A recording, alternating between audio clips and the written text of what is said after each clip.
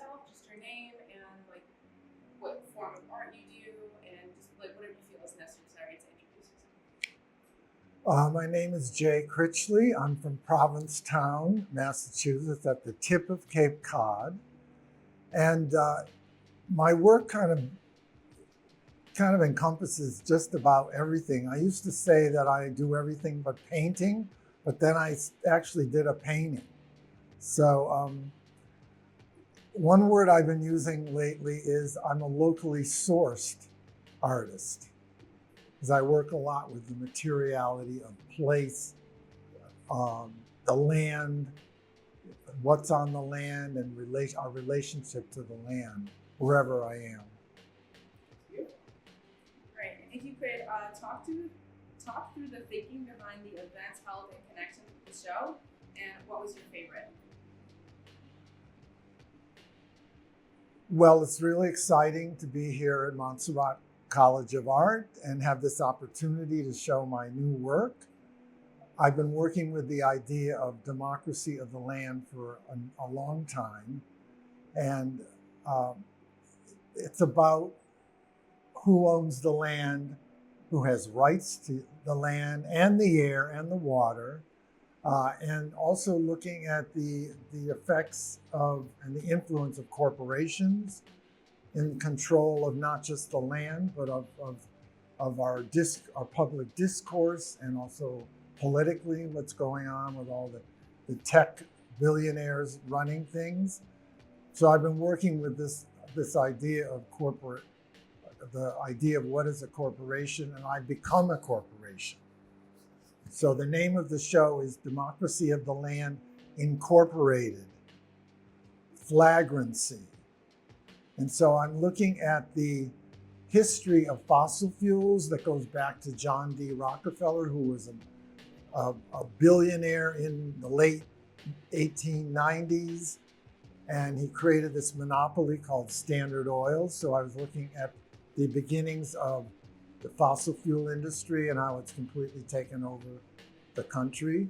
So a lot of the flags that are in the show are made with logos of iconic grandchildren, let's say, after the corporation was broken up as a monopoly in 1911. Ida Tarbell was responsible for that. So I'm looking at these iconic fossil fuel companies, and I had a number of artists help me with doing applique and on these flags, the logos.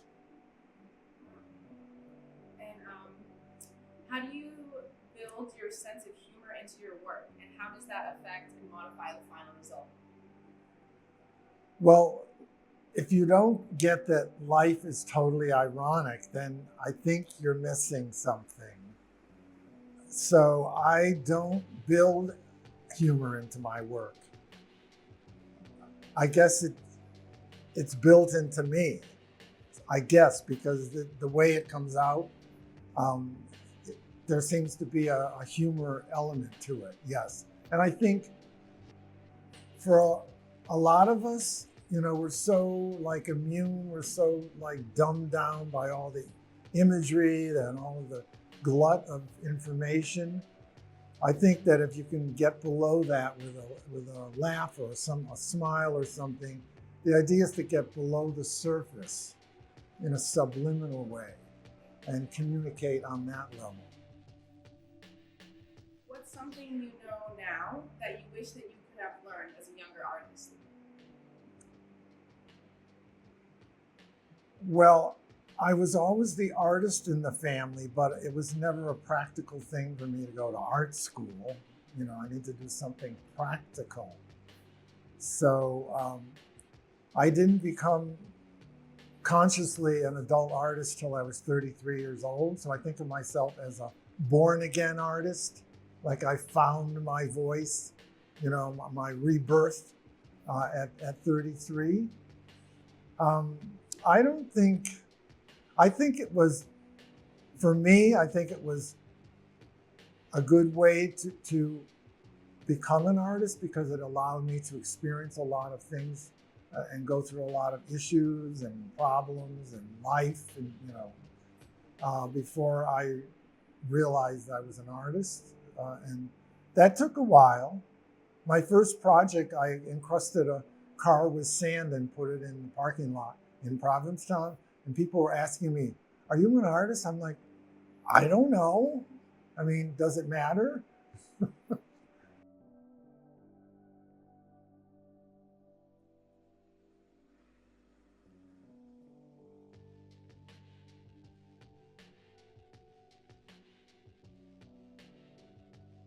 Uh, well, I'd like to say that my visit here has been very inspiring.